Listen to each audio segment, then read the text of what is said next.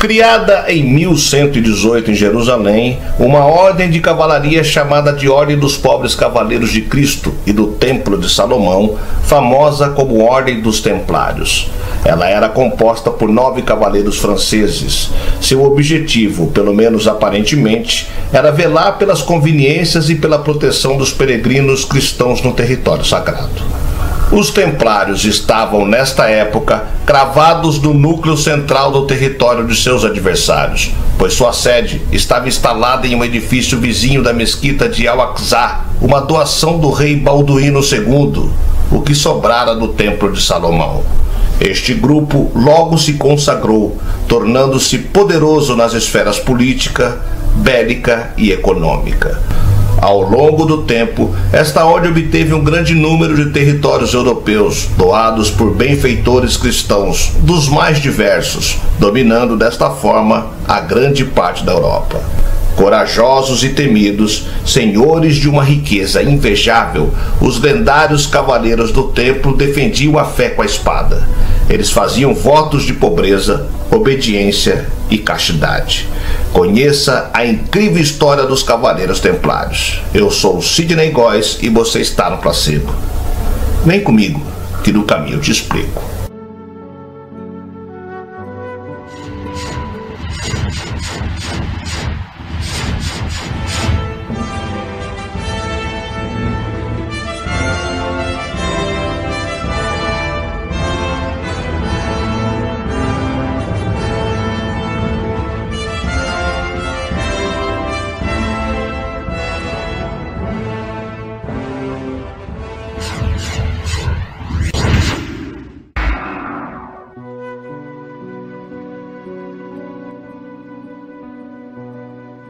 A história dos Templários começa com 9 cavaleiros, filhos segundos de senhores feudais, que juntaram forças para proteger os peregrinos europeus das agressões dos sarracenos durante as visitas aos lugares sagrados do Reino de Jerusalém.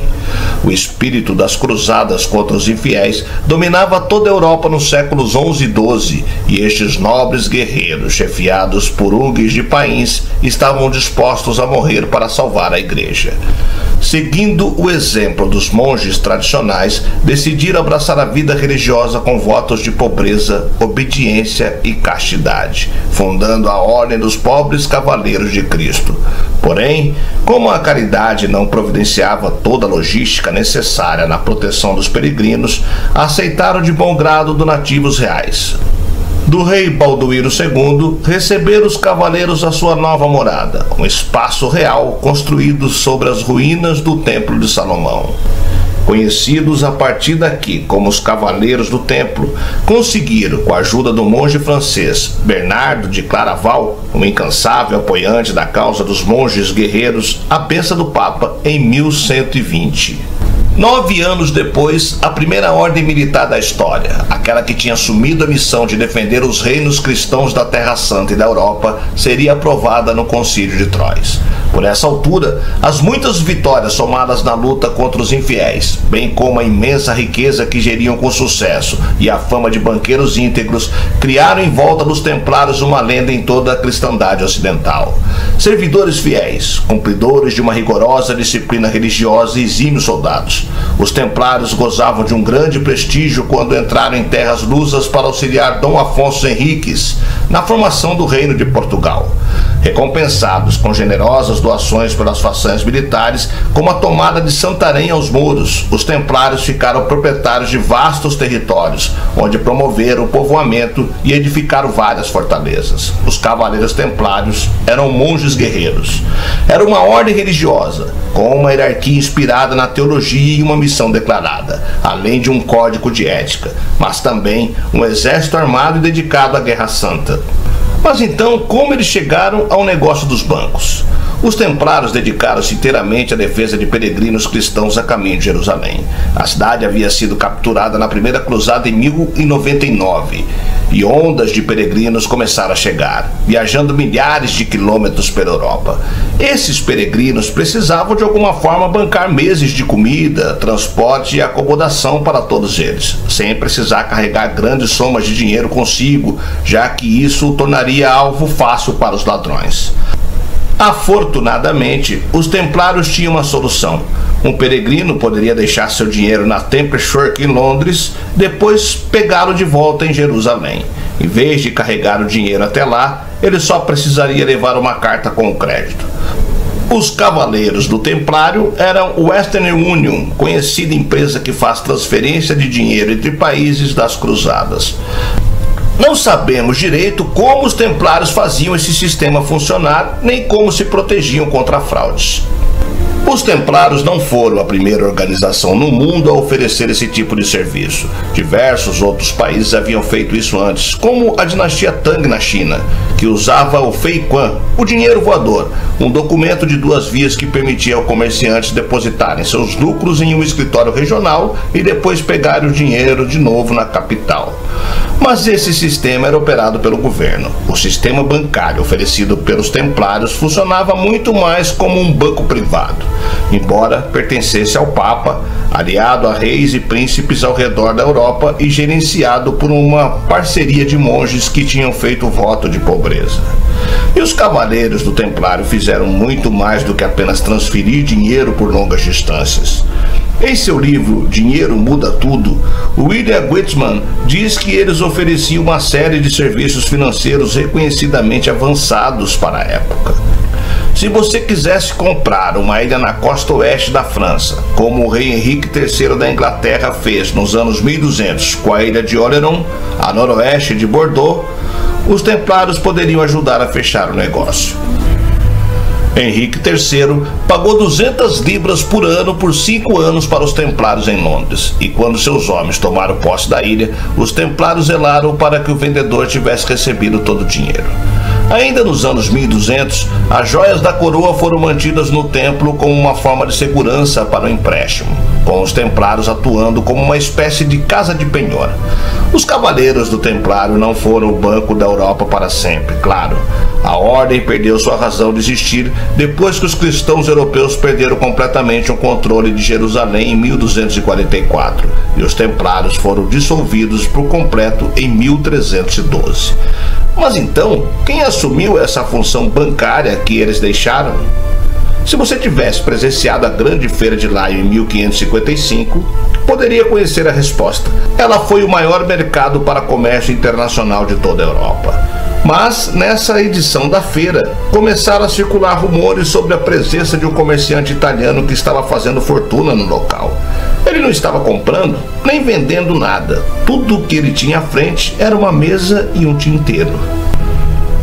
Dia após dia, ele recebia comerciantes e assinava pedaços de papel, e de certa forma, ficava rico.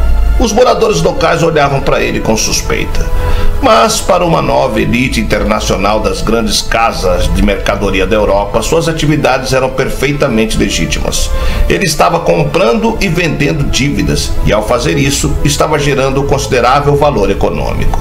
Um comerciante de Lyon que quisesse comprar, digamos, lã de Florença, poderia ir a esse banqueiro e pedir um tipo de empréstimo chamado de conta de troca. Era um documento de crédito que não especificava a moeda de transação. Seu valor era expressado em eco de marque, uma moeda privada usada para essa rede internacional de banqueiros. E se os comerciantes de Lyon ou seus agentes viajassem a Florença, a conta de troca do banqueiro de Lyon seria aceita pelos banqueiros de Florença, que trocariam sem problemas o documento pela moeda local. Por essa rede de banqueiros, um comerciante local podia não só trocar moedas, mas também traduzir seu valor de compra em Lyon para o valor de compras em Florença, uma cidade onde ninguém havia ouvido falar sobre ele. Era um serviço valioso que valia a pena. De meses em meses, agentes dessa rede de banqueiros se encontravam em grandes feiras como a de Lyon, conferiam suas anotações e acertavam as contas entre si. Nosso sistema financeiro de hoje tem muito a ver com esse modelo. Um australiano com um cartão de crédito pode fazer compras em um supermercado de Lyon. O supermercado checa com o banco francês, que fala com o banco australiano, que aprova o pagamento ao comprovar que ele tem dinheiro em conta. Mas essa rede de serviços bancários sempre teve também seu lado obscuro, transformando obrigações pessoais em dívidas negociáveis internacionalmente. Esses banqueiros medievais passaram a criar seu próprio dinheiro privado, fora do controle dos reis da Europa. Ricos e poderosos, eles não precisavam mais se submeter às moedas soberanas de seus países, o que de certa forma ainda é feito hoje em dia. Os bancos internacionais estão fechados em uma rede de obrigações mútuas difícil de entender ou controlar. Eles podem usar seu alcance internacional para tentar contornar impostos e regulamentações.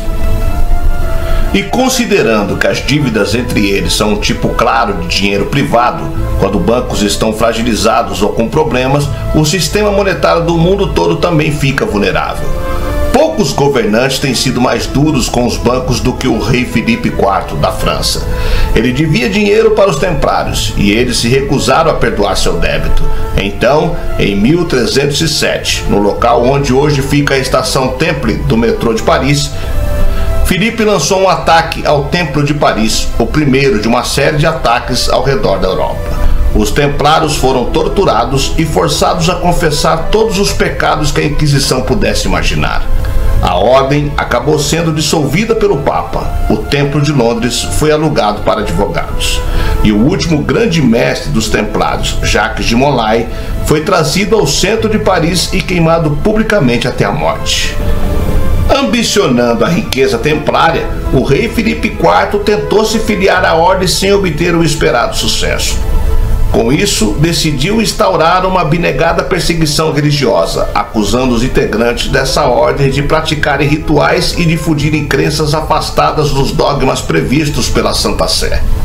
Pressionando o Papa Clemente V, o rei da França conseguiu materializar um processo jurídico em que os templários seriam julgados pelos crimes que supostamente cometiam. Durante o processo, o rei tentou impedir o depoimento de alguns dirigentes templários que poderiam influenciar na tomada de uma decisão em seu favor. Apesar de toda a pressão real, o Papa Clemente V e os demais cardeais que apreciaram o caso decidiram absolver completamente os templários de qualquer tipo de acusação. Contudo, havia de fato algumas tradições entre os templários que puderam justificar a perseguição interesseira de Filipe IV. Em seus rituais de iniciação, os templários deveriam se submeter a uma sessão em que cuspiam na cruz e trocavam alguns beijos com o preceptor que o introduzia na ordem. Apesar de exótico, o Papa conseguiu compreender que o estranho ato era comum a um grupo militar onde a questão da lealdade era fundamental. Além disso, a compreensão de Clemente V se assentava no fato dos templários não renegarem nenhuma das liturgias católicas.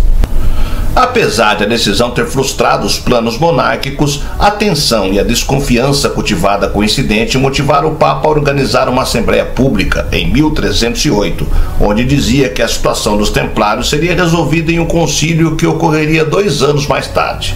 Até aquele momento, parecia que a indefinição papal serviria para acalmar os ânimos e deixar que a ordem dos templários seguisse seu próprio rumo. Contudo, Filipe IV resolveu protagonizar mais um novo incidente que abalaria a situação entre a monarquia e a igreja. Naquele mesmo ano, o rei acusou, julgou e condenou à morte na fogueira o bispo de Troyes. Tal ação autoritária visou coibir os mais poderosos bispos da França a apoiarem o monarca francês. Caso contrário, iriam comprar uma guerra que poderia ameaçar seriamente a unidade religiosa católica no interior da Europa. Intimidado com a retaliação promovida pelo rei, o Papa Clemente V se viu em uma situação desconfortável. Ou preservava a unidade cristã, ou compraria uma cara briga para defender os templários. Por fim, no Concílio de Vienne, 1311 e 1312, o chefe supremo da Igreja anunciou a extinção da ordem religiosa por meio de ação administrativa. Com esse precedente, Filipe IV pôde prender, saquear e matar todos os cavaleiros templários presentes na França. Em pouco tempo, o Jacques de Molay, o grão-mestre dos templários, foi levado à fogueira em uma pequena ilha do rio Sena. Segundo o relato de um escritor da época, antes de morrer, Molay profetizou que Filipe IV e Clemente V seriam julgados por Deus pela injustiça que haviam cometido. Poucas semanas depois, o rei da França e o Papa faleceram. Tal coincidência, ainda hoje, nutre os mitos que falam sobre os segredos e os mistérios da Ordem dos Cavaleiros Templários.